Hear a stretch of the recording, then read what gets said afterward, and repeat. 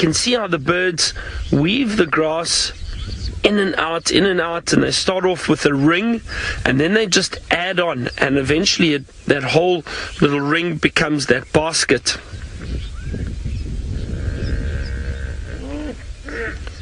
It's amazing to see them pushing the pieces of grass in and out and weaving it through that nest. You can probably hear the hippo in the dam. We're down at Chitwa Dam.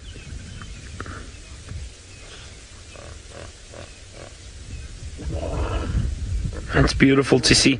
Now these are the males busy building the nests, and they build these nests to attract the females, so hopefully they will have very nice attractive nests, and then the females will then choose their nest and the males will be able to mate with them. The females lay the eggs in the nest. However, sometimes with the weavers, we know we've spoken about this before, if the females don't like the nests, they'll often tear them down and break them, and the male has to start again. So hopefully they don't get fussy females.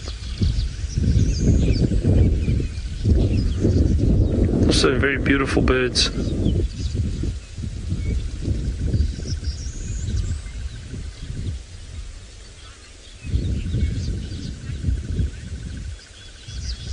Ginger, you say this is fascinating nest building. It really is, Ginger. I mean, it's amazing that these birds are able to construct these baskets, these woven baskets like this for a nest. It's just, as I said, it's fascinating. I mean, how else can you describe it?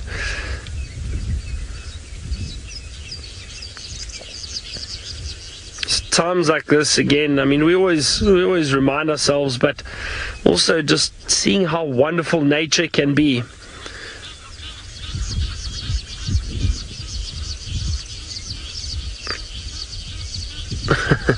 Little bird looks like it's dancing around there almost. Looks like a female that's just gone in there now. See, the female's not as colorful as the males. Let's hope she doesn't break that nest. He's just started. Joe, you say it's like a female, I mean like a weaver colony. It is almost. These weavers, the village weavers, do live in, I suppose, small little colonies. They tend to build their nests above water, and you'll see a number of them in the same area.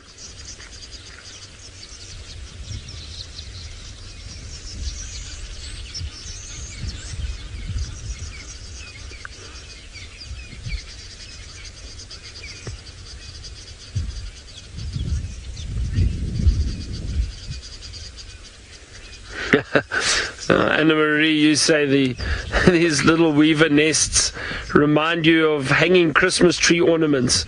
I suppose those little Christmas ornaments, those round balls that you hang off the Christmas trees. I suppose they do.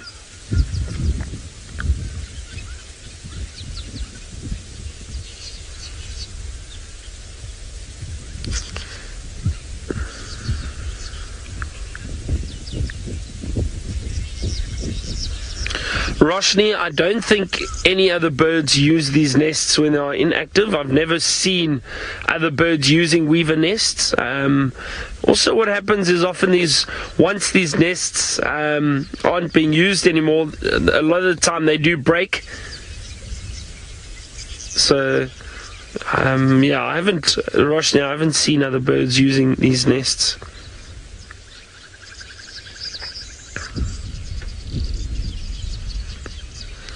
Definitely one of the most skilled architects out here.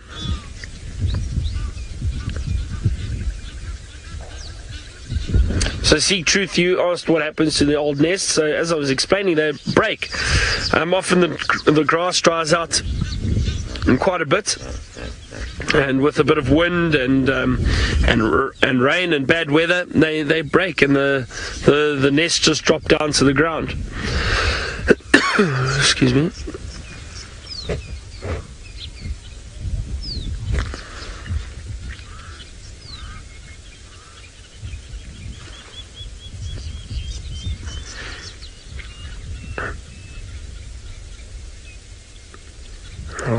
Well, I suppose we may just continue with our birding this morning, but Taylor, all the way in the Mara, has found some big cats that we haven't seen for quite some time here in Djuma. Let's go and have a look.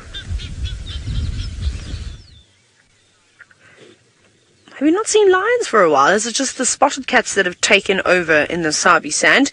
Well, we said we were searching out for the sausage tree pride, and that's exactly what we've done this morning, is that we have found them. And I was actually getting a bit worried at one point. I thought we weren't going to get lucky, but that has changed, and that's exactly what we have got. Now, we're missing a lioness, though. I've only can see the 4 sub-adults and then the 1 lioness. I wonder if she's not off stalking somewhere, because I've also just spotted a warthog running down below.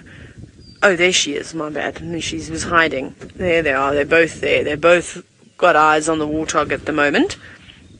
It's one of the sub-adults, and then just to the right, in the far distance, there are 2 lioness and the little one in between. So there they are. She was just laying flat. She was completely camouflaged as we drove on up. So that's quite nice. I can't really see how well fed they are. They don't look particularly thin, so I'm sure they've been eating regularly. There were definitely an abundance of warthogs out and about, and we know that this particular group of lions specialize in catching warthogs. Actually, most of the lions in the Mara do so. It is so lovely out here, though, and they're just watching, sitting up on the termite mound, sitting up on the rocks. I'm sure they'll be holding quite a bit of warmth after a very chilly, wet night. It'll be quite refreshing, and I think all the animals today are just waiting for a break in the clouds so that the sun can bake on down and dry everybody up. It's never nice to be wet, usually when there's a bit of a wind as well, which there is indeed, so it must be a bit chilly. But they don't look cold. They've got a nice thick coat, though. And again, yesterday we were talking about animals acclimatizing to their surroundings, and that's exactly what the lions will do too. I would love to see these girls successfully take down a warthog. I've seen many missed attempts, and they try their absolute best, and it's only the youngsters that end up ruining it for them. They're such dedicated mothers that when they feel as though their cubs are getting too close and potentially putting their lives on the line, they'll often abandon the hunts and take the little ones back. So you 4 need to listen to your mother and your aunt when they tell you to do something. Just having a quick little look around. Plains are actually pretty bare at the moment. It's a bit miserable if you are a lion. You know, your options are a lot less in terms of finding something to eat. But there's still things. You just got to look a little bit harder. And life becomes a bit more tough for the predators. Beautiful light, though, this morning. But maybe we'll get lucky. Maybe we'll get to see them. One lioness has sort of raised her nose, so she's obviously staring at something. I'm trying to see. Here we go. She's making a little bit of a move now. Well, she just sat back down again. But she is staring across. I think it is that warthog that she is looking at. Because if you look at her, you'll see her ears are pricked up. She's staring off into the distance. She is. She's quite focused, actually. They're looking around at the moment. I think they're trying to decide on what their best option is going to be for the morning, whether they're going to go for the warthogs. I'm looking. I can't see any topi. There is a herd of buffalo, but we won't be able to see it now, unfortunately. They have been taking down a few buffalo here and there, though, every now and then. Now, if you have just joined us, remember this is live, this is interactive, and I'd love to hear from you. And I'm sure that Brent, Jamie, and Byron would also like to have some chats with you. So remember to hashtag Safari Live on Twitter with any questions that you have. Or you can chat to us on the YouTube chat. Or if you just think that this is beautiful and you want to share your screenshots with us, you're more than welcome to do that too. It is a very, very nice view, of course, from up top here.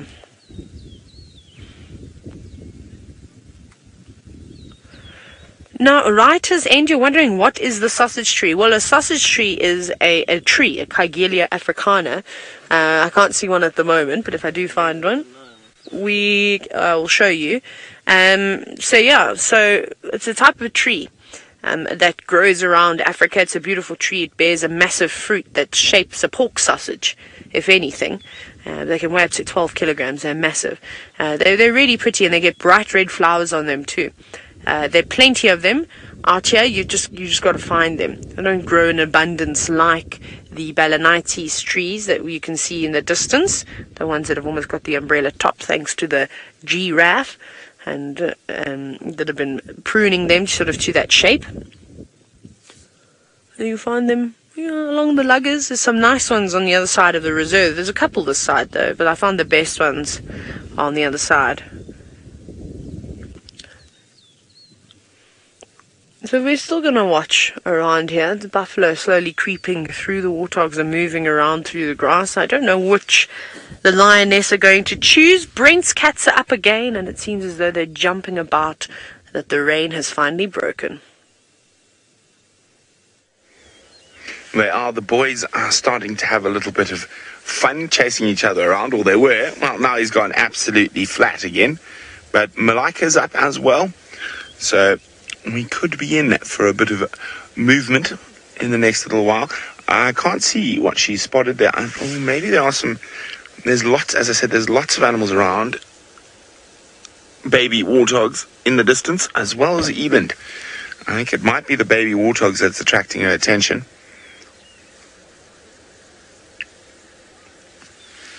And you can see that 1,000 yards there. Sorry about the smack. That's me dealing with the biting flies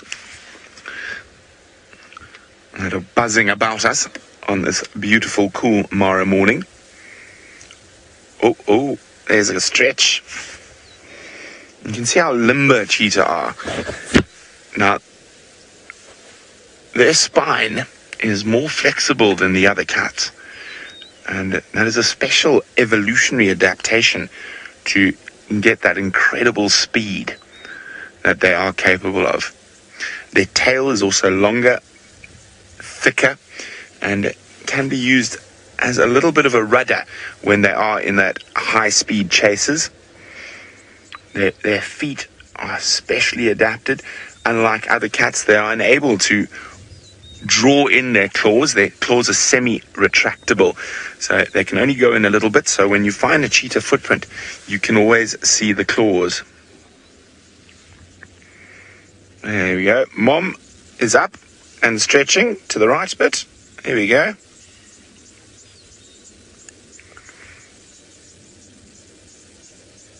She is heading in the direction of those baby warthog. They are quite far away, though.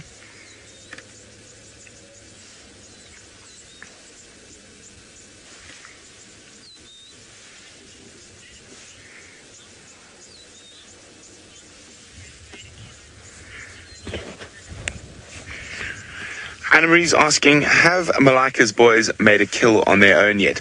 Well, yesterday they did kill that Steenbok, but Mom was helping in the hunt, and it was one of the little boys that led the hunt initially. So you probably find with Mom's help, they have killed by themselves, but with Mom's watchful eye, watching over. Okay, we're going to move.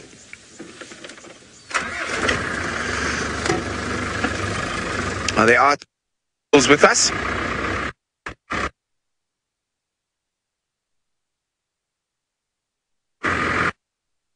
Is 100% live from the Masai Mara. They're on hopefully a hunt with the cheetah, Malika and her two young boys. So let's see where she's going to head off to. Looks like she might head up the ridge here, where she'll be able to get a better view of what's around.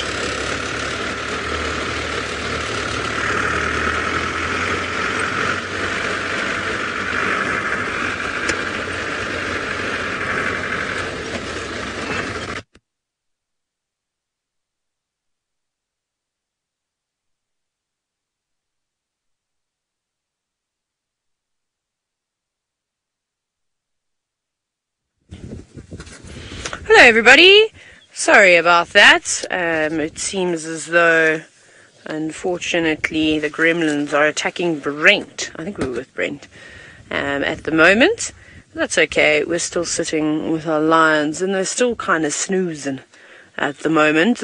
Lionesses haven't really shown their attention to anything in particular, but no more prey species have come out. Oh, there's a giraffe as well. Giraffe has arrived. There's buffalo. I don't know where the warthog is. The giraffe is hiding behind the tree, but I can see it now. Just walking. I can't see its head because it's too tall. The tree is cutting out, and then the buffalo just above it, but they're still very, very far away. I've seen the Sausage Tree Pride try and go for a giraffe before, but sadly haven't been successful. And they were trying to go for some very young giraffe that were only a few weeks old. I don't think that they're going to go for an adult. I think just the two of them could find that a mammoth of a task. They'd probably go for something a bit smaller. They don't have too many mouths to feed. Yes, they've got 4 youngsters, but they're not particularly enormous just yet, so they're not going to be eating the quantity that a fully grown male lion could feast upon. But look at that tall that giraffe is. So tall. Really having to use its neck today, and probably going to have to use its tongue. Yes, it is. Sticking it right out to try and reach the tops of the tree. Now, giraffe are so funny, the way that they feed, because obviously they have got their tall necks, and you'd think that they prefer to feed on tall trees all the time. But this is actually not the case. Most of the time you'll see giraffe feeding on sort of trees only a couple of meters tall, 2 or 3 meters tall, and even lower. Often they do the splits. You think they're going down for a drink of water, but they're not. They're looking for the smallest, tastiest shrub that's just pushed through the ground. And sometimes it looks like they're eating grass. And I know the black rhino do that too. It looks like they're munching away in open areas on grass, but it's not. It's just all these small little forbs that have popped up that are obviously quite tasty. Oh, here comes our little lioness, my favorite little girl. She's just come off her rock now. Here she is. Now, she's come down. I wonder if she's going to go bother her siblings, or she's decided that she's a bit thirsty and she wants to see if Mom's got any milk. We'll have to wait and see where she goes and what she gets up to. But she's walking now, and she's so pretty, isn't she? Now, see, they are hungry. They're not in bad condition. Oh, big yawn. Wake up. Yes, it's wake up time now. I wonder if they weren't just using these rocks to try and keep out of the rain last night as well. There's some massive ones behind me that if you positioned yourself, well, not in the direction of the wind, you probably keep nice and dry. Yes, she's going down to the adults now. I think her mother was the youngest one. We've sort of established, well, I think that there's one female that's much older than the other. She's obviously got the tattered ears.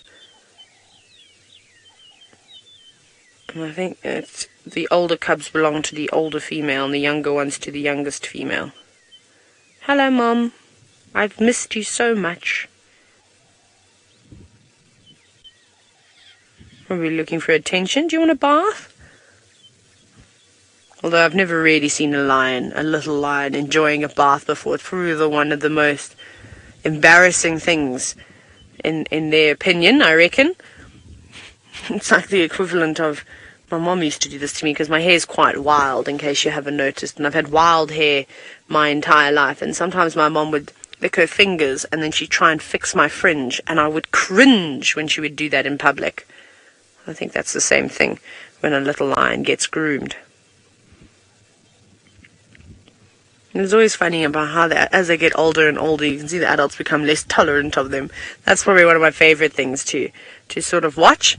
And, you know, desperately looking for that reassurance that they're still loved. But of course they are. They've got a strong bond within the pride. We know this. That's why they're some of the most successful cats out there.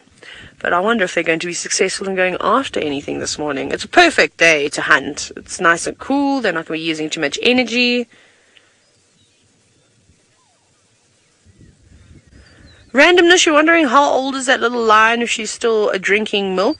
Well, I think that she's under 6 months. I don't think she's quite 6 months yet. So she hasn't been weaned. Normally they're weaned about 6, 7 months old, although I've seen lions trying to suckle for a little bit longer, especially when you've got different ages of cubs within a pride. Is because they're allosuckle. So remember, even though they might not belong to one female, other cubs will come and suckle too. And then the older ones, I think, are between 6 months and a year, maybe about 8 or 9 months old, somewhere around there. But one of the lionesses is deciding to walk on down now. She's moved away, and she's making her way towards either a warthog, a giraffe, or a buffalo. She's got 3 things to choose from, and they can actually see the warthog now has popped out just to the left of the giraffe. in between the trees. That's going to be the easiest thing to go for, because I don't think a buffalo is going to charge on in and try and protect the warthog. They'll protect their own kind. We know elephants often jump in and try and rescue other animals when they hear distress calls. We'll just sit here just for now. I don't want to move around too much. And the most important thing is, when you are about to watch a hunt or animals attempting to stalk something, is you want to give them the best possible chance. So we don't want to move around too much. So we'll see how close she gets. And once she's settled down, then we'll decide. So I don't think we need to go live just yet, Chantal. I'll let you know. I just want to see what they do. Because at the moment, the way that she's positioned, that warthog could quite easily spot her. So, the warthog might do a little and she'll squeal and snort and grunt and then run off in the direction of the giraffe. But we'll see. We'll be patient, and we'll just watch them for now. But she's definitely keen, and she's made the move now. She's signaled to the other lioness, right, I'm hungry, I'm ready, are you ready? You got your keys? Got your wallet? Although I suppose they don't need a wallet out here, hey? They just go and take it. She's moving quite quickly. I'm just trying to see. I can't see the warthog anymore. I presume that's what she's going to be going for. The other lioness is starting to move. Okay, Ferg, let me reposition. We'll just go down to this little road here, and we'll watch from the distance and try and get through the trees. So we're going to leave the little ones here. Stay. I know Mom has told you to stay. I'm also telling you to stay. Don't mess it up, otherwise no bacon for you. Just talking to one of the lions quickly, just to remind them. So I'm going to sit up top here. Okay, good. Both girls are going. I'm going to get to this road, try and go as quietly. Switch off now and we'll try and roll into it. Come on, lass, you're taking your time at the back. Okay, so we have got a couple of obstructions. That's okay, that's fine. That's not a problem. They're natural obstructions in the form of trees. So she's sat down there, she's watching. And the warthog is staring in this direction, but it doesn't quite know what's going on. The lion knows exactly what it's going after, so I think that's it. But they weren't really concealing themselves very well. And they do stand out amongst this green grass. Not the top of their coat. I mean, she's a bit dirty. She's covered in sand at the moment. But their chest is so much whiter. And the sort of inside of their front legs right underneath the belly. But you see that white chest and those white legs. And that's actually how I spotted them up on in the grass and on the rocks. Was not because of their top coat. Was because of the underside. Come on, girls. I think that would be a perfect snack. And it's a warthog all on its own. So you've got a really good chance. Here it is. Now, Daryl, you've asked if a warthog could possibly run faster than a lion. Well, to keep that speed up, yes. But lions are very, very quick, and the acceleration speed is unbelievable. 22 meters per second is a lion's charging speed. So it'll be quicker than a warthog's. Well, a warthog can also shoot off like you cannot believe. And like I said, so the difference comes in. If that warthog can keep a gap between itself and the lion, and if it can keep that gap up, it'll be fine, because the warthog can run for a lot longer. The lion is going to get absolutely exhausted and eventually just give up. So that I feel as though acceleration speed for prey is also pretty important, and then having a bit of stamina, having a combination of both. And most prey species do have this. Eland, unfortunately, are not particularly quick runners. They're the slowest of the antelope, but even so, they can just keep going and going and going and going and keep that trot up for as long as they need to, really. I don't think that warthog knows. I think that warthog's suspicious, but I feel as though whenever I look at a warthog, they're always suspicious of the vehicles, of a bird landing too close, Their senses, we always talk about their senses not being fantastic. Obviously, their snout is unbelievable. Their sense of smell is fantastic, but their hearing and their eyesight, not as good as a lion's, unfortunately. But there we go, hiding behind the trees. So the girls have sat down, and hunts don't always just, happen within a couple of seconds. Obviously, with cheetah, it's a completely different story. They're so quick, and sometimes they just spot something and they just go for it. Whereas there's quite a bit of planning that goes on with lions. This lion is making another move again. She's got up, typical, as we looked away from her, and she's taken a couple of strides towards that warthog and then just stopping. So very clever on the lion's behalf. What's happened there is every time the warthog turns away and its rump faces her, she takes a few steps and then she sits and she waits. And this is a technique that we adapt walking when we're doing trails as well in South Africa, because we obviously do. Because she's looking back, she's going, "Where are you, girl? I need you." She's obviously talking to her sister, or she could be the daughter of that other lioness, the older one. She keeps looking back for reassurance, and every single time I've seen these girls make an attempt, it's always the younger of the two that shows the most enthusiasm about hunting. It's almost as if she's initiating it every single time, and then the other girl, she either hangs back, she eventually catches up. But if they're both there, if they're both trying to stalk it, they've got a better chance than just one lion trying to take a warthog on. There's still a bit of ground. Chantal, if you'd like, when that lioness gets to that termite mound, I think, or maybe, yeah, termite mound or the tree, I'm deciding. Maybe we can go live. It's just these things can get foiled so quickly. Okay, let's do it. Chantal, I'm going to sit quietly now for everyone that's watching. We're going to go live, so I'm going to we'll do the whole thing all over again, so I'll be quiet for just a little bit.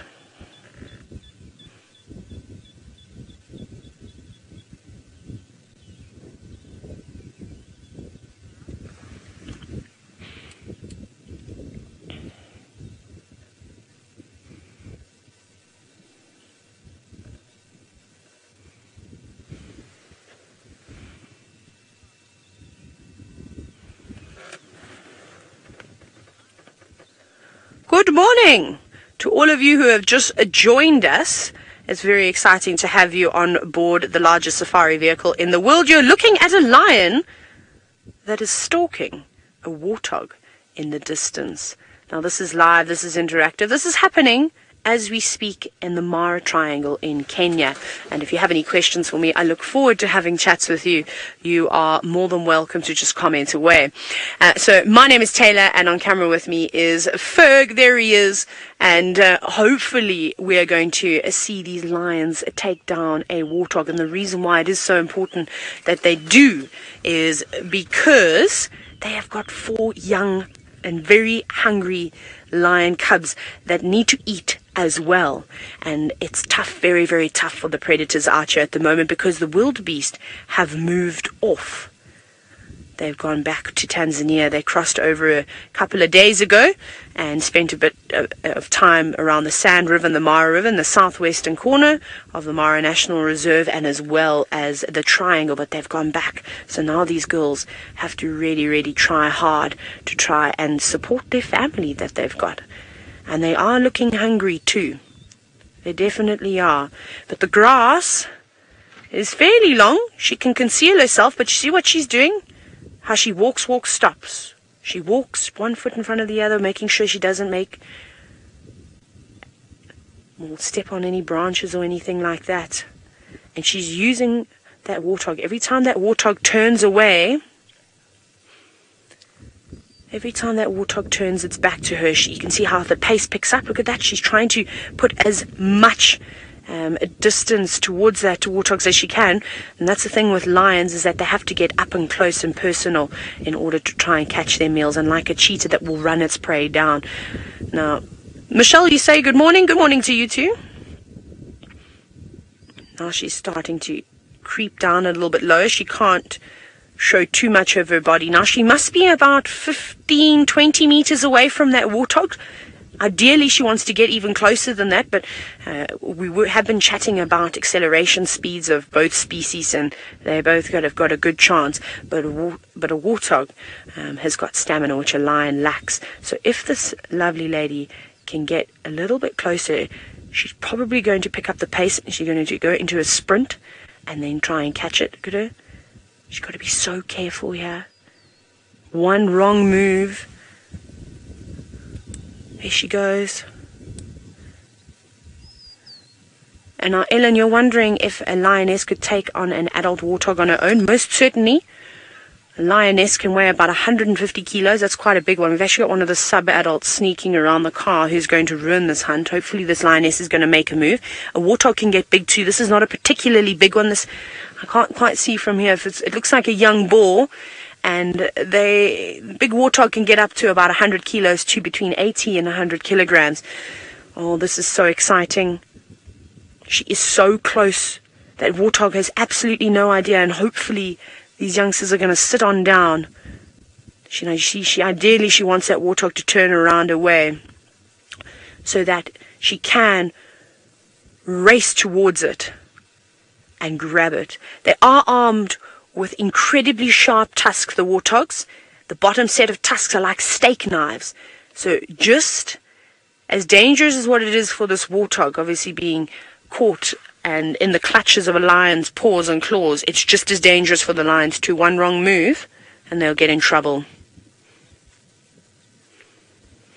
Now, Melissa, you're wondering how do the lionesses communicate and decide who goes where during a hunt?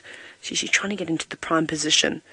And they communicate through body language a lot of the time. So what's happened here is the older lioness is sat back and she's just watching, and it's the younger female who's taken the charge, and she always seems to be the keen huntress out of the two. See how she's looking back here? She's worried. She's looking back at the other lioness, but she's also seen that one of the young cubs has come out. And this is a problem. They've been told to stay, but that natural instinct just kicks in, and sometimes they can't help themselves.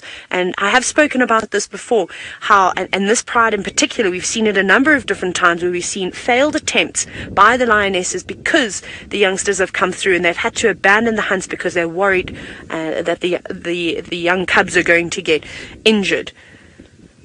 Come on now, guys, settle down, do what you're told. And it is nice to see that they're showing instinct, but it's just with the wrong timing. Yes, they need to learn, but they also need to eat, and if they constantly keep doing this, they're going to ruin the chances of the adults catching them anything. And they're all slowly moving in now. This warthog is going to become very suspicious. You know what it's like when you're standing in the middle of darkness and you just feel as though there's a pair of eyes watching you. You know there's something around, but you're not quite sure what it is. I think that's what this warthog is feeling. It's been quite jumpy, but now it's putting ground between the lioness and itself. She won't be able to catch it from there. She'll have to get a bit closer. Regina, great question from you this morning. You're wondering if a warthog can outrun a lion. Most certainly, if there's enough distance between the two. Oh no, come on girls. And like we were saying, stamina is very, very important. You see all the youngsters moving and they're all coming around now, which is a problem. They think that they're doing so much good, but they really aren't. Now, typically youngsters won't start joining in on the hunts. It's normally around a year and a half. But this lot are so keen. I don't think I've ever seen young lions like this as keen as what they are, constantly going after sort of prey and wanting to assist in a hunt, which is nice. It's good initiative. I think they're going to be strong hunters once they reach adulthood. But I do feel for the adults constantly having messed up attempts, not because of their lack of skill. They are extremely skilled huntresses. But just these youngsters being too excited. Now, I'm going to try and hold my ground where we are at the moment because I don't want to throw a spanner into the works.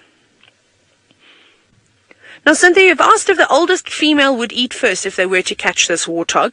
No, not necessarily. The lionesses would typically all feed together, and the cubs as well will come in and feed with the adults. When the cubs start to get a bit older, they'll be less tolerated around the dinner table, if you will, and normally then they get sort of bossed off and growled at and told to just wait their turn if it is a small prey. And if there's males around, you'll find that cubs of this age might not even get anything because they just want to hog the whole thing for themselves. And sometimes the lionesses also will go without. But they're a strong unit, the 6 of them, so it's the 2 adult lionesses and then the 4 youngsters, and they will feed on it together. So what you will find though at this age is as soon as the adults have caught something, they're probably not going to wait for one of the adults to come back and fetch him. They'll just come streaming on in and try and also help with the suffocation process, because it's important that they do get some hands-on experience and not just watching from the sidelines all the time. But again, that's when problems can come in. Now, there's a giraffe that's around here too, and we need to be careful here. Well, not we, sorry, the lions need to be very careful, because if that giraffe makes an alarm of some sort, it could alert the warthog of the lion's presence. The giraffe knows that the lions are here. The giraffe is staring at that lioness that was closest to the warthog. So hopefully it doesn't make an alarm call. It doesn't bark, or they do snort and grunt and make bizarre noises. The alarm call that I've heard from a giraffe is the most bizarre thing. One day I had a leopard sitting up on a termite mound, and the giraffe gave its presence away. It was making a strange, almost like a wind-sucking noise. If any of you have ever heard a horse wind suck, it sounded like that. So I didn't do it. I sounded like a snake there. And you can see it staring at it, but the warthog hasn't quite realized that anything is going on, that there is a plot. You know what, Ferg, if I roll a little bit forward, I'm just seeing, can you see that warthog is going to come out in that direction? Maybe we'll be okay. There's just a couple of trees blocking our view. A young one, you see there? That's a sub-adult just walking through. Come back. There's the warthog.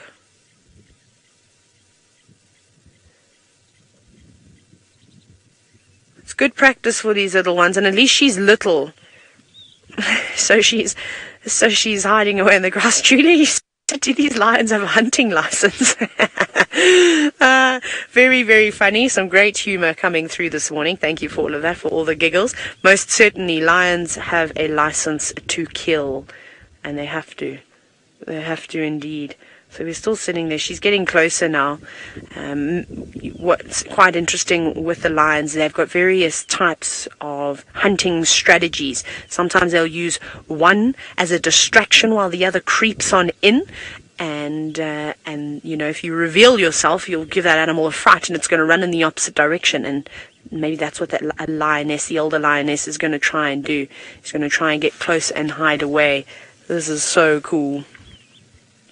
Getting closer, but moving out into shorter grass now.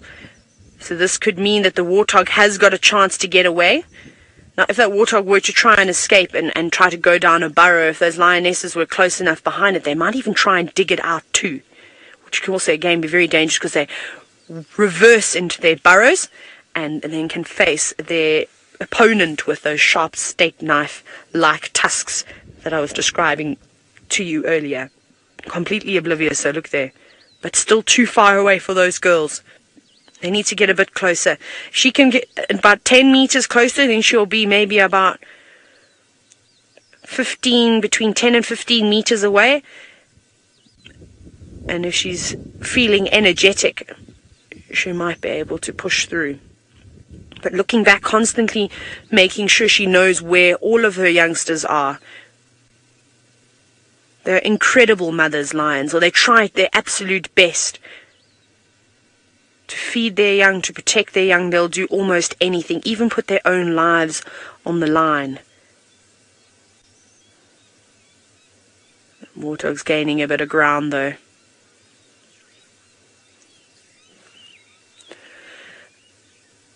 Sorry, Chantal, please can you repeat that question again? There we go again. Oh, there's abandoned mongoose. Now, Royson, you're wondering why those lions don't go to the other side? It's just because they can't get there right now. If the grass was exceptionally tall, you can see it sort of just covers them, it'd probably be shorter than what my knee is, maybe only covering my ankles. But if it was really tall grass, then yes, they probably would have done something like that, trying to surround it, trying to get around. But that's not the case at the moment. Isn't this a beautiful scene? It's almost as if it's aunt and youngster, because that's not the mother of those cubs. The mother of those cubs is the one that was initially stalking the warthog, as if she's saying, right, come on everybody, get a little bit closer. This is what we're going to do. You're going to be the distraction today. And wouldn't that be incredible if they do get these youngsters involved and on this hunt? But they're still too far away. Now, I know it's not a great view at the moment, but let's just see what happens here. I don't want to start the engine and then the warthog becomes suspicious and turns to us. And we've also got lots of other cars who have parked far away. So I think this is the best thing to do, is to just sit from a distance. And once they do chase, and if they catch the warthog, then by all means we can go much closer and view them. The lions are very, very relaxed around the cars. I mean, we had all the youngsters walk right past us. There they sit, 2 by 2, staring down breakfast. Now, if it was a female with youngsters, they probably would have chased already and tried to catch some young piglets. Now, Darren, you're wondering if the warthog vision is different to lions? Yes, most certainly. So lions have actually got a lot more light receptors in their eyes, obviously to help them at night. But their daytime and their nighttime vision is absolutely exquisite. Warthogs don't have the greatest vision even during the day. They rely heavily on their sense of smell. I'm just trying to feel where the wind is coming from. No, the lions are good. The lions are downwind of that warthog, so that warthog is not going to know that the lions are coming through. So they do have a lot on their side, but they just keep putting, or the warthog keeps putting too much distance between them, and they're having to catch up. But like I said, hunts can take hours and hours and hours to happen. It doesn't necessarily have to happen after 5 minutes or 10 seconds. Sometimes it will take forever. Now, Avia Maria, you're wondering how many lions are hunting? Well, technically there should just be 2 adult lionesses, but I see one is walking off as if she's given up now. The other one is focused. So the young lions are between, there's 2 that are under 6 months, and then there are 2 that are between 6 months and a year. I'd put them at about 8 or 9 months or so. But unfortunately, they really are too young to be participating in the hunt. It's good practice sitting and watching. And like this, they're learning from the adults, and I'm sure in their minds they are putting through different scenarios as to what, how they could hunt, what would work, what wouldn't work. Obviously, we don't really understand what's going on in the mind of a lion, that they're just sort of watching. And maybe if they do run and chase, maybe the youngsters will chase after. They won't be the ones that will be bringing the animal down just yet. They've got a little bit of time to go. Just seeing what's actually going to happen here, because as you stare at those lot looking at the warthog, the other lioness looks like she'd moved away, but I don't know if she's going to try and go around. Maybe she will, but she's going to have to do a huge detour though. She's got a long way to go. She's just walking past it. Is she looking back? Maybe that's what she's planning. Maybe she's gone, okay, grass is too short, can't get as close as I'd like to. And that's maybe why those 2 are still sitting up like that. Maybe they are a distraction while this one gets into a better position and gets around. I suppose it's like a football match. You have to sit and watch and see what the other players are doing. Kayleen, a quick question from you. Wondered if the giraffe is still watching the lions. We can't see the giraffe anymore. Well, it's just about to disappear out of frame. It's not. It's moving out of the way. I think it's realized what exactly is going on here. The lions are plotting their attack on a warthog and doesn't want anything to do with it. So it's not quite hightailing it out of there, but it's definitely moving around. So I think that's what exactly is happening right now. I think this girl's going to try and go around. But like I said, she's gone for quite some time. She's easily 150 meters between her and the warthog, and maybe about 80 meters or so between her and the 2 other lioness, the other lioness and the young cub. But because she's so far away, she can move quickly now. That warthog's not going to hear her, because remember, she's downwind of the warthog, so not only is it hiding her scent, but it's also muffling the sound as she shuffles through the grass or she splashes through the water. We have had so much rain. But she's definitely still in full stalk mode. There we go. Trying to go as quickly as she can, but keeping as low down to the ground as possible. There are lots of vehicles coming in. They've obviously got wind of the sighting.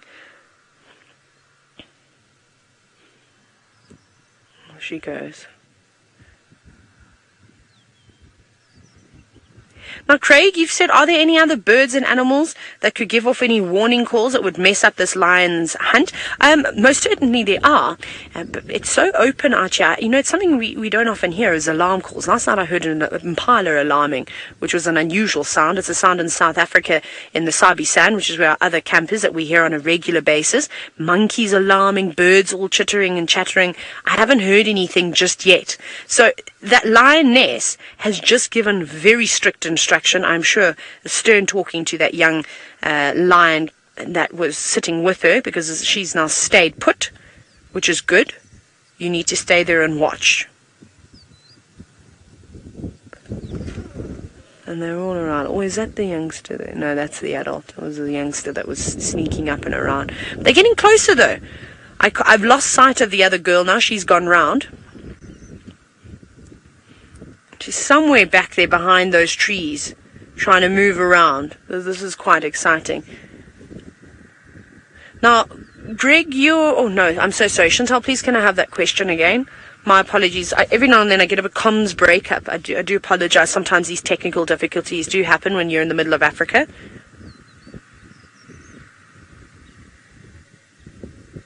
Oh, Fred, there we go. Sorry, Fred. You're wondering if warthogs live in a group or are they loners? Do they stay by themselves? Typically, they're extremely gregarious animals. You'll find a group of females often hanging about with their piglets together, but this one seems to be on its own. That's why I'm thinking maybe it's a young boar. So he's not quite big and strong enough yet to start mating with the females, although mating season is over now. So he's just on his own. But it's very, very dangerous to live by yourself out here. It's obviously much better if you stick in a group, more eyes, more ears, more of you to look out for potential prey. So that's why these lions do have a really, really good chance out here today, and it's why they're going for the warthog and not the group of buffalo. You won't be able to see the buffalo right now. They're completely hidden by trees, but there's a group of about 30 or 40 of African buffalo not too far away. But because African buffalo live in herds and they've got such a strong bond between them, if those lions were to grab hold of one, most certainly the rest of the herd will turn and try and chase the lions off. So they've decided to go with the easier option here. They had a choice of 3 this morning. They had buffalo, warthog, giraffe. Giraffe has moved off. Bit difficult for just 2 lionesses to take on an adult giraffe. And like I said, the buffalo are going to cause trouble and can potentially cause a huge threat to their youngsters too, especially because these cubs might not be as quick on their feet as the adult and quick thinkers. Just going to see what's happening here. It's obviously a bit difficult because that warthog is moving towards trees, but all the cars are sitting as still as they can.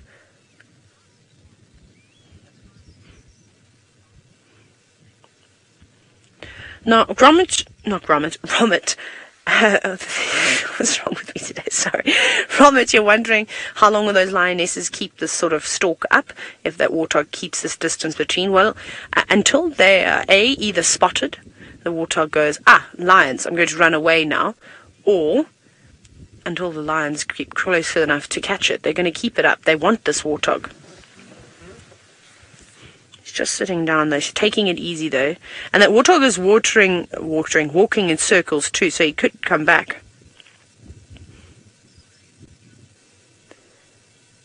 Cynthia, you've asked what is the favorite part of the prey for all that the young lions would eat? Any part. They won't have a preference. They will just go for whatever they can get, being on the bottom of the hierarchy in terms of pecking order around food. You will just take whatever scraps you can. But there's no male here, so they will be able to eat the nice bits.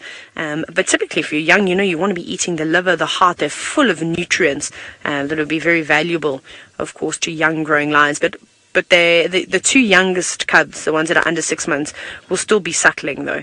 The other 2 might be weaned by their mother, but there's still one lioness that's most certainly producing milk, and every now and then, if she's not concentrating, because they are so sociable, they allo-suckle, so they not just one lion's cubs can only suckle to her. You'll have an entire pride of lions all sharing the role of suckling cubs, and so the older cubs will still try and sneak. So that's why it's hard when people say at what age are lions weaned. It's typically 6 to 7 months, but it depends if there's any other youngsters in the pride, because that of course will change things up. So she's looking, still scanning, making sure she knows where everybody is. I can't see the warthog anymore, but I'm really reluctant to move as we sit here. We want, like I said, we want to give these cats the best possible opportunity to go and catch something. But I don't know where the warthog has gone. These trees are too tall, and I can't see the second lioness either. I suspect she's gone the scenic way around though. Who knows? Maybe as they move through here, they're going to find all other things. You know what I did see, and I forgot to mention, or I think I may have mentioned it briefly, as I did see some banded mongoose, which are mongoose that are very sociable, they live in groups together, they would start alarming. And we were just talking about how animals will alarm. Oh, there's the other lioness. You see her right at the back? Above goes, yeah. There she is. She's going in. Looking, see how she keeps looking back at the lioness near the termite mound. So they communicate with one another just through body language without even making a sound. And that's the most important thing, because as soon as you have to start contact calling or making any sounds to talk to one another, there's a problem. You're going to give your presence away. The warthog can't be too far. Oh, like, you know, I can see it. Just starting to creep out now, that warthog. Fantastic, so we don't have to move an inch. They're getting closer. There's the warthog on the left-hand side of the screen, in case you haven't spotted it. And hopefully it will keep moving to the left like this, because it's going to move out into another open gap. Nervous. Also stopping, looking around. Come on, girls, you've put so much effort into this. They are such patient creatures. So when all of you sit, and if you have been on a safari and you've only seen sleeping lions, now you know why they need to. As it is so important that they are patient like this, because it could be their one opportunity for the day. Maybe there's nothing else around. And then if they don't give 150% in trying to catch this warthog, that means they're going to go hungry again. Will, you're wondering if they would fight over food. The young cubs will get quite cheeky and try and take over the entire carcass, but you'll find then that the adults will growl and often give a paw to the face of a youngster, being reprimanded. And it's important that they learn manners as well, and their place. But they're resilient creatures, though. So if you don't be worried if you ever see young cubs getting smacked around a little bit. It wouldn't be the first time. They're used to that kind of thing. They are so tough, so strong. The animals out here are absolutely incredible.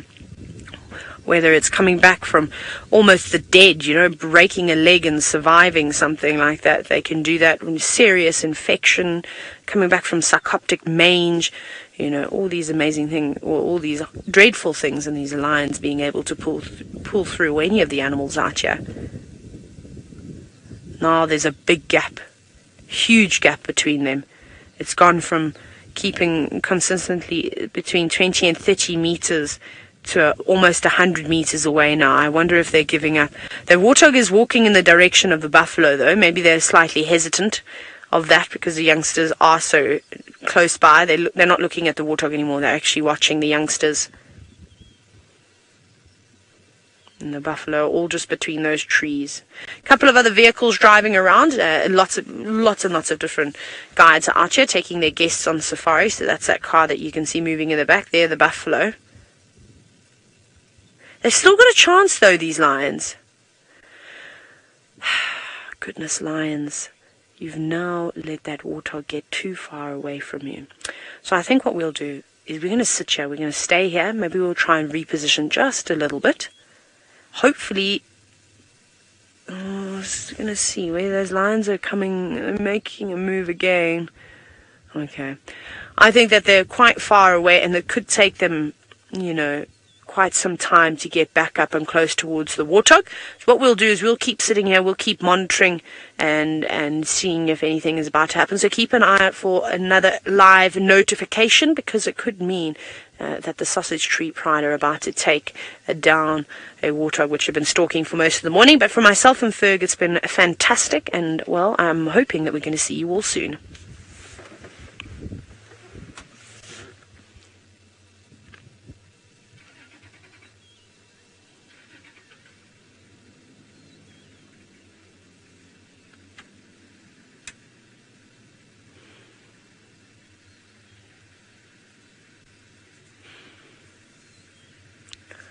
Whew, sure.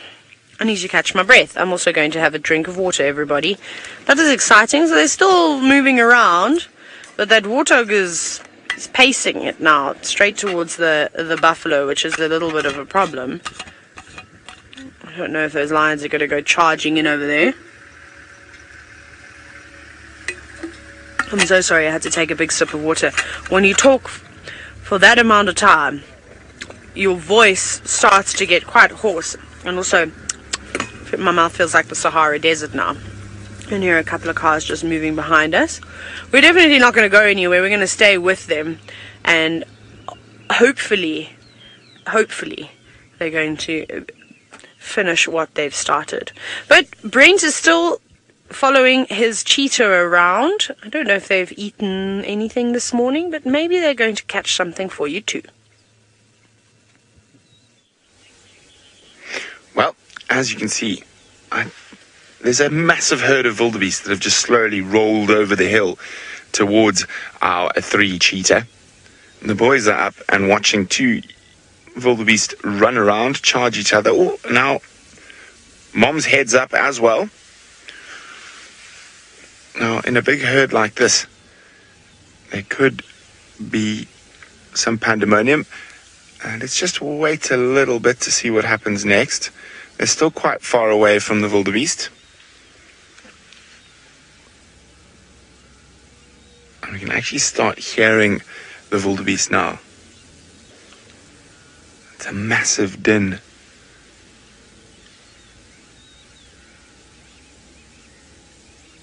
Definitely attract the attention of the cheetah.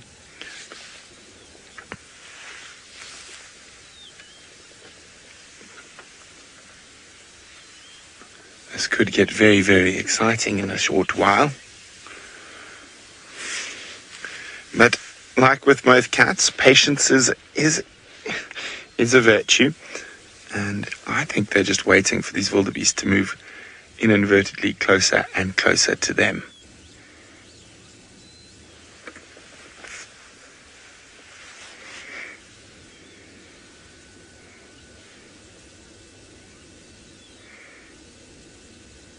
It is amazing. That whole hill was absolutely bare 30 minutes ago. While you've been with Taylor and her lions stalking warthog, they've just rolled over the hill. This army of wildebeest.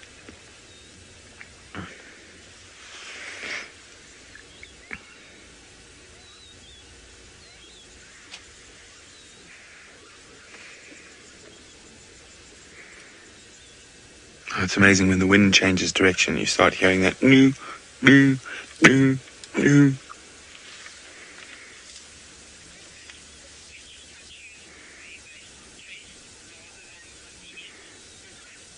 Orchid would like to know, do cheetah choose prey based on taste rather than convenience?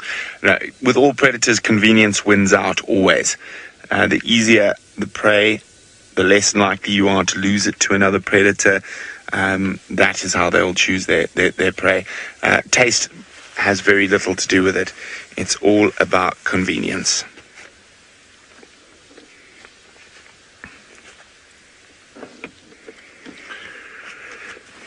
It is getting a bit warmer now. But not too hot yet.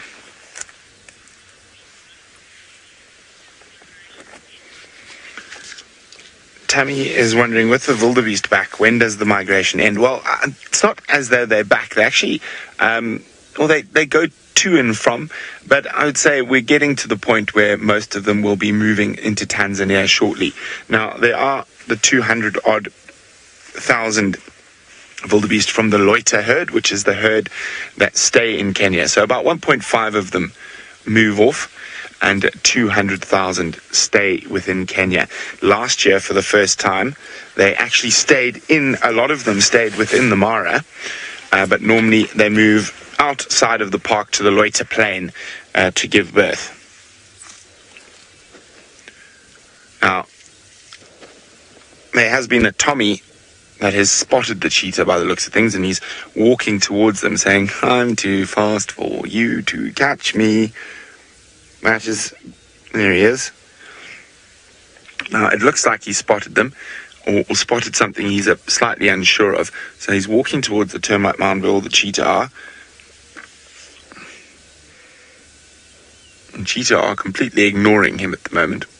They do have the occasional glance in his direction. And they're hoping that Tommy doesn't start disturbing the wildebeest that are coming towards them so nicely.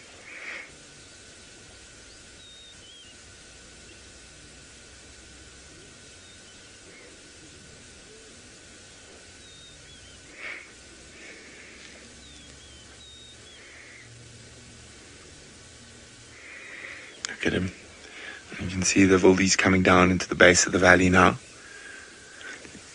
Now, I have been keeping my eye open with my binoculars further down the valley, because you never know.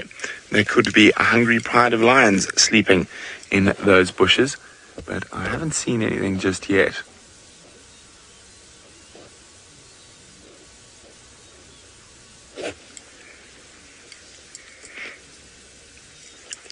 Oh. Well, if the Tommy wasn't sure after that young boy has stood up, he is certainly sure right now.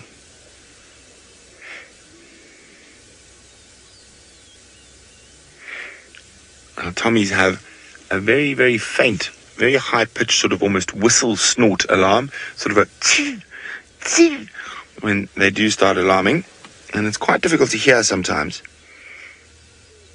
There we go, you can see he is alarming.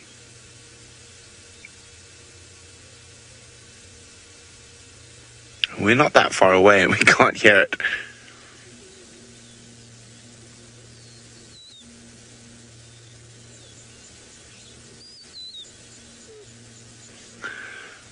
He's decided, yes, I know they're Cheetah. I'm going to keep my eye on them. The Cheetah, on the other hand, are keeping their eye on the advancing mass of wildebeest.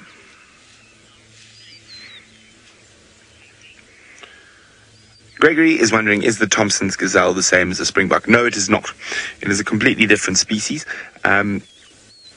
Springbok are a relation, but not a very close relation. So springbok are the only sort of gazelle species that occur in southern Africa. All the rest of the gazelles are East Africa upwards. The two most common gazelle species are Thompson's and Grant's gazelle. But you do get quite a few different types. Some of them are very, very rare, and there are even ones that are endemic to the driest of the dry deserts. I think if I remember correctly, it's Sumerig's gazelle. Oh.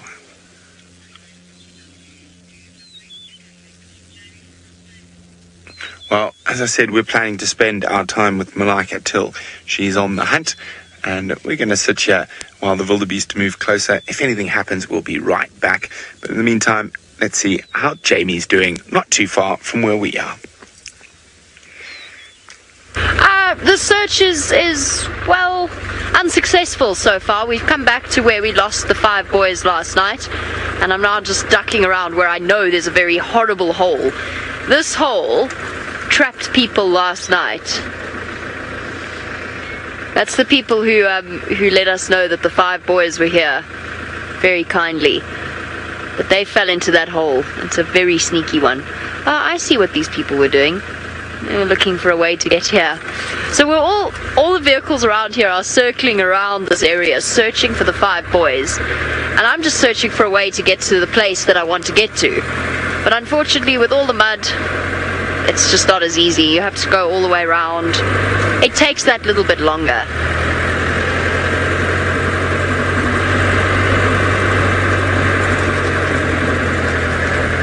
Oh, sorry Chantal, my comms are breaking up quite badly, because it'll make our lives just that little bit easier. So I'm happy to see the sun, but now that the sun has come out, it is starting to get a bit humid. It was a chilly start to the morning. It was overcast, rainy. Oh goodness, look at this, it's a mess. It's a total mess. I think I'm going to take this, I'm going to take the conservative route and go on the grass. So it is starting to get a little bit humid. It smells very muddy.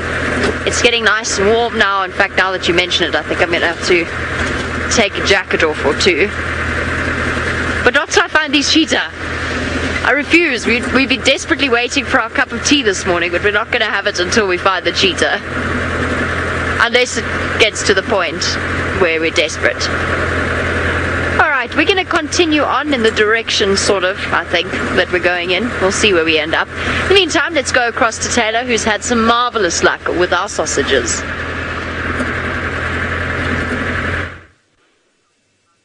We have, but not the kind of luck that I was hoping it was going to turn into. It was obviously so exciting watching those lions try and stalk the warthog, but the warthog has made an escape and disappeared to where, I don't know, but it is gone now. They all look a little bit on the disappointed side, but they definitely want to hunt, so I think this could be quite a cool spot to come back maybe this afternoon. Would be ideal. There isn't really much around here other than some buffalo.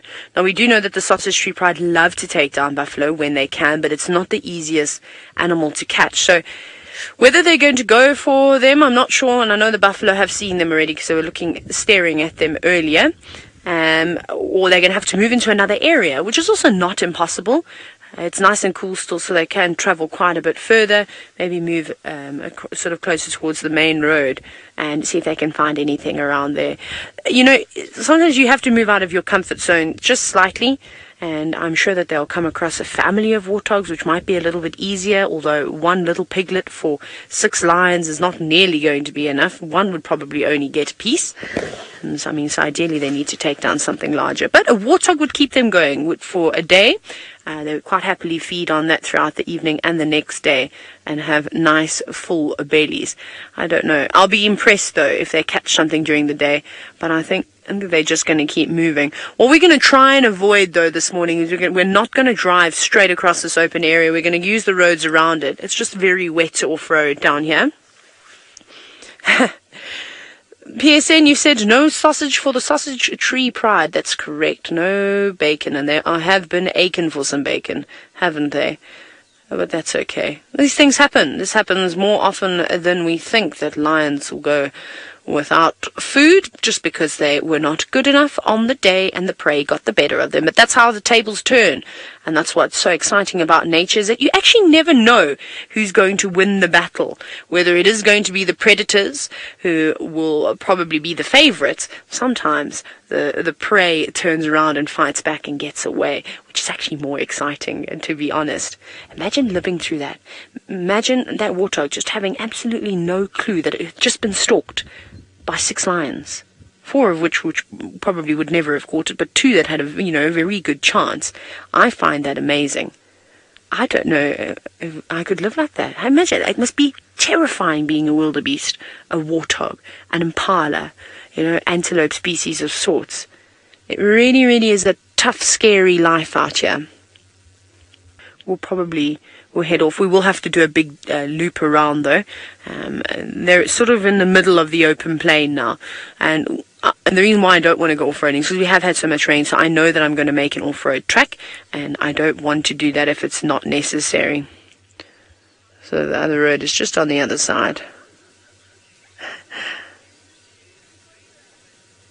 Beautiful. Very hazy though, as you can see. Very, very hazy. Clouds have not let up just yet. The sun has not poked its head out. Brent is still bumbling about. His cheetah are still wandering around. And let's go see what he thinks they're going to get up to. Well, they're still on their same termite mound. The wildebeest are still getting closer, but they're not showing too much interest just yet. Now, I think they're probably just waiting for a young one to stray from the edge of the herd, and that might spark them into action.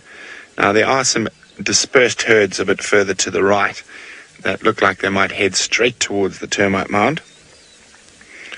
So there we go. The main body of the herd is passing down at the bottom of the valley. Now we've been sitting here for probably an hour and a half, and just watching them move has been incredible. just keep rolling through. So they are grazing, but they are moving at the same time.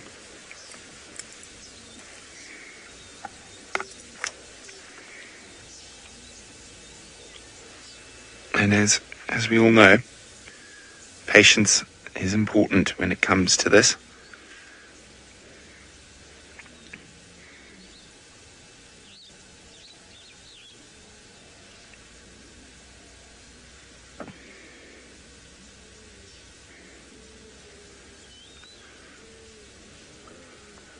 No.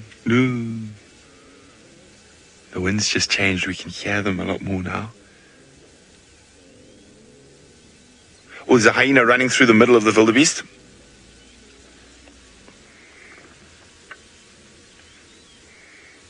Also, testing its luck. Now, of course, that presence of that hyena might stop the cheetah from hunting. I don't know if they've seen it, but I think with their eyesight they might have.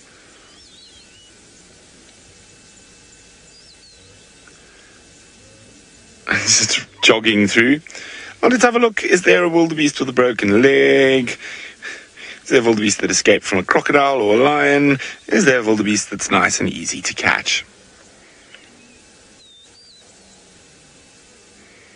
And the cheetah, I think, have definitely spotted the hyena now. They're watching it. I don't think the hyena has spotted the cheetah.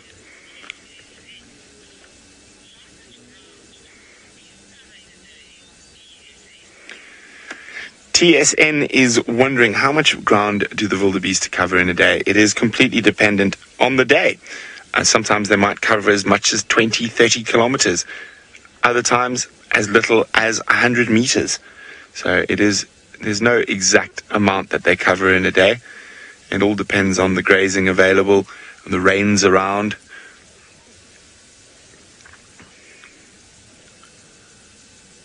The hyena's still going at it. Just jogging into a herd at the moment. Looking for any sign of weakness. No luck for you there, Mr. Hyena or Mrs. Hyena. Oh, there we go.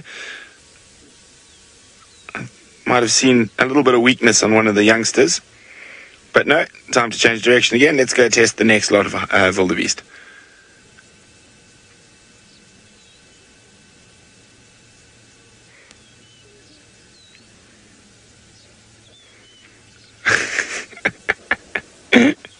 Oh dear.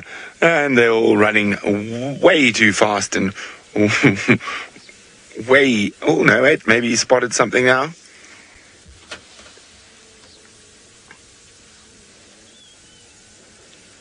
I think it almost looks like the hyena has given up.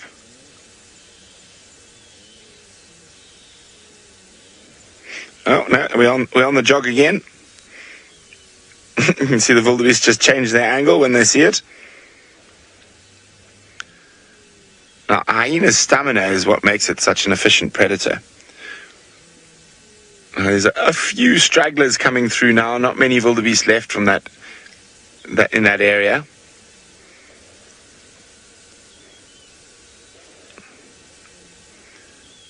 I think it was a very much a wishful run into the wildebeest. The cheetah, however, are probably going to wait till that hyena has cleared off across the crest before they even think about attempting one of the wildebeest that's in front of them now.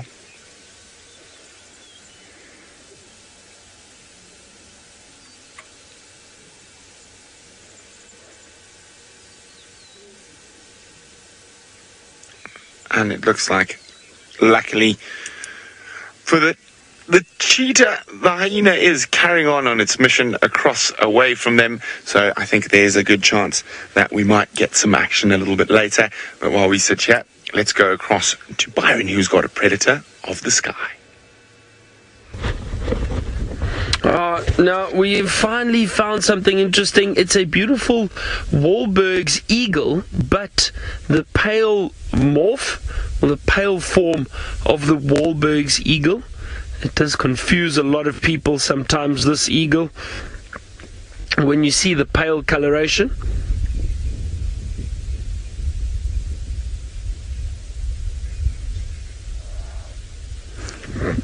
Lovely to see it perched up in the tree.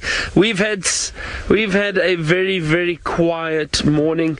Unfortunately, we haven't had much luck at all with finding animals, and I don't know if it's got something to do with the weather, but it has been very quiet for everyone on Djuma this morning, but that's okay.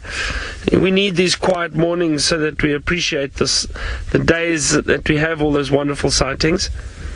But this is a nice surprise, the Wahlberg's eagle.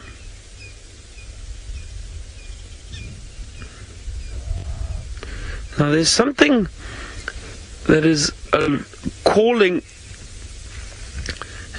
in the grass next to me. I can't see what it is. I think it's a mongoose, to be honest. I think it's a mongoose. Every now and then we hear like a strange sound, a grunting sound, coming from this little thicket around here next to me.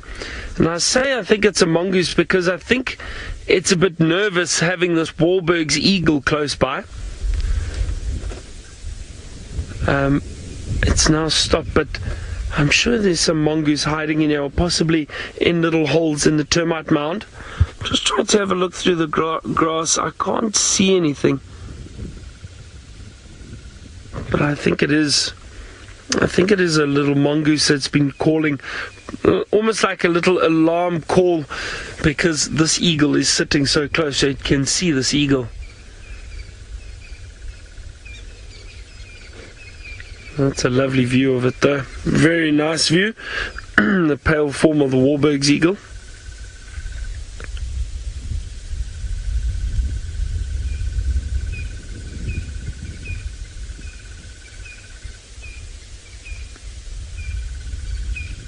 There's a crested barbet calling in the distance too.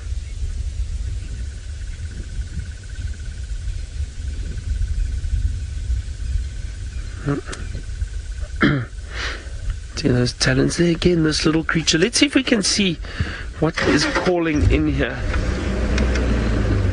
I'll put my mind at rest.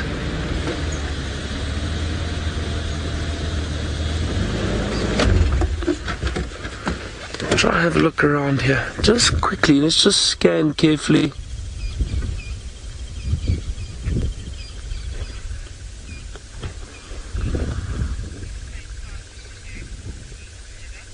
Heather, no, this eagle is not the same size as the American bald eagle. This eagle's much smaller. The American bald eagle is a very large eagle. I would say bald eagle's probably similar size to, I think, a martial eagle. I think somewhere around there, if I'm not mistaken. Martial eagle is probably the largest eagle we have here in this area. And I think the bald eagle is about the same, similar size to that of the martial eagle. So it's much bigger than this eagle.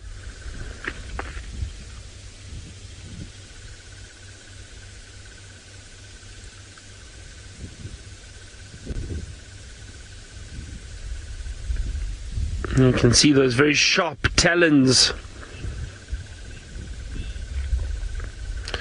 D, you asked if the eagle would eat a mongoose. Oh, well,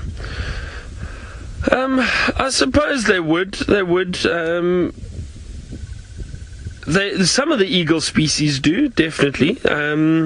Just trying to think of the Wahlberg's eagle. Let me just have a look if they've ever documented. I've seen one. With the mongoose, have you? Yeah, VM has seen one. So, yeah, but they do feed on birds. So, like the guinea fowl we saw earlier, Wahlberg's eagles would feed on them.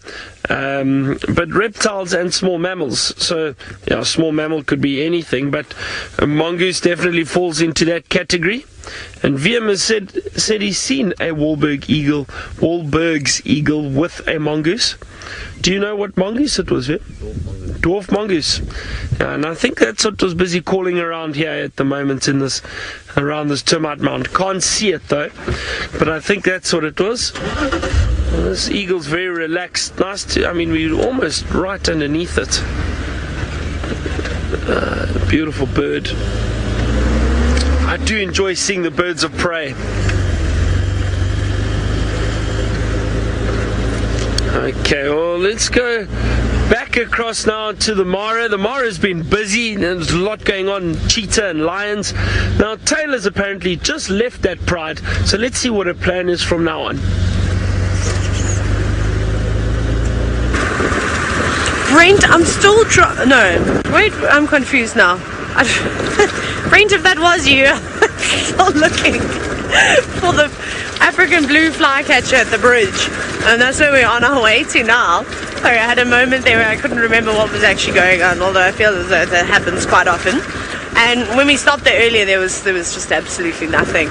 But maybe as the day's starting to warm up, we'll get lucky. Or that pale morph African paradise flycatcher that you keep bragging about. Brent says he hears it and then he sees it. I don't know, he's got some magical powers that conjure up that bird whenever he goes over the bridge, because I have yet to see it. Though I would love to see it. I think it would be quite a special one to have a look at. But it has been a fun-filled morning nonetheless. Very cool. Anyways, I'm going to send you back and off across to Brent, who has got a little scavenger that's feeling quite brave. Well, he was being very brave until he got chased very, very seriously by one of the young boys. One of the jackals gave a little yelp because it nearly got caught. But the jackal found where the cheetah was sleeping, and they prompted the cheetah to move by yelping at them and irritating. Well, let's get a bit closer. But the wildebeest, however, do know that the cheetah are here now. Their position has been given away.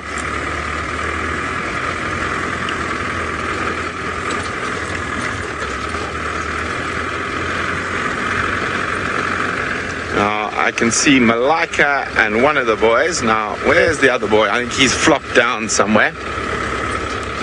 Ah, he's coming back after chasing the jackal. I think they might flop down and have a drink next to this little mud wallow here. Well, they've all flopped.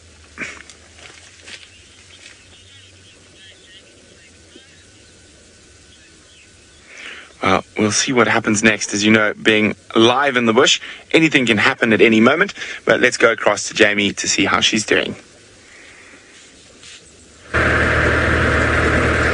I don't have much to tell you, I'm afraid. There's no sign of the cheetah boys. There's cars absolutely everywhere, crisscrossing and moving around.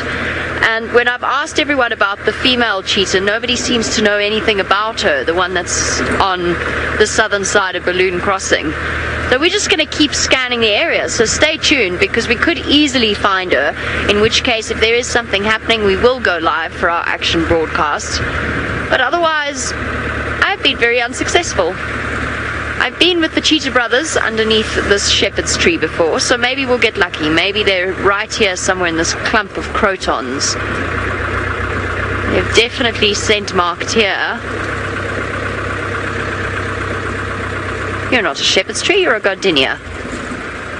Talking nonsense. Alright, so stay tuned, because we're going to be out all day, so who knows what it is we'll find and where we'll find it. But I don't want to keep you too long from Brent and his cheetah. Let's go back to her. Well, there we go. You can see how the little boys are breathing quite heavily after dashing after those little jackal, compared to Mom, who's still very relaxed. The jackal are still not too far away. You see them there, Craig? There we go. You get zoom. Right, the gap between these two bushes. So a little bit to the right. A little bit more. A little bit more. A little bit more. There. Well, there they are, lying down there after a bit of a scary turn.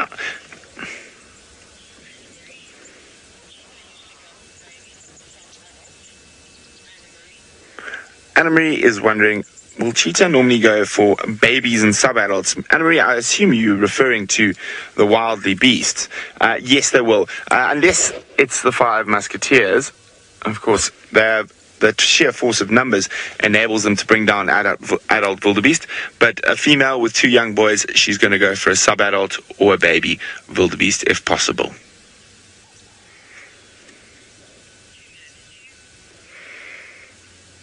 Now, we've had such a great morning. There's been a lot happening around the cheetah. We've had the jackals come in. We had the hyena trying to hunt wildebeest on the other side of the valley. Now,